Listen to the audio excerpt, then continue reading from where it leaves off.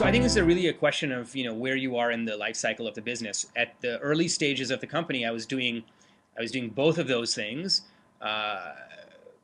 exclusively, uh, in parallel, and that's just what it's like when you run a small company, right? You wear many hats, and you're responsible for raising money, acquiring customers, hiring new employees, and cleaning the crap out of the bathroom and making sure your kitchen is clean and paying the bills and all of that stuff, right?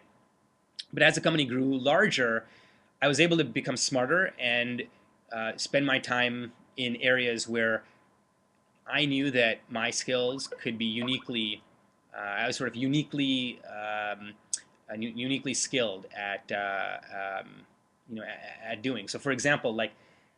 I think so. For me, I spent a lot of time fundraising because it was an important part of what the company needed through 2010, um, and in parts of 2011.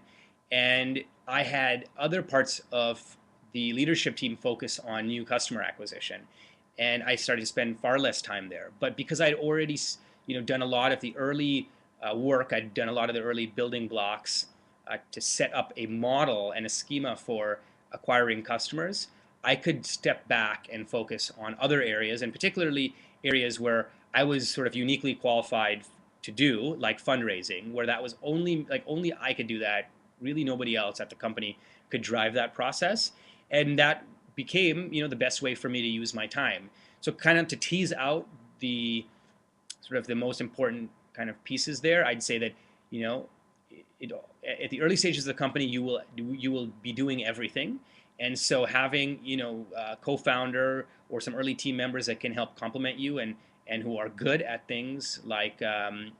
whether it's fundraising or acquisition or whatever it might be, can be a huge help. But over time, you really have to think, particularly as a CEO, as a founder, to only do the things that you're uniquely good at doing,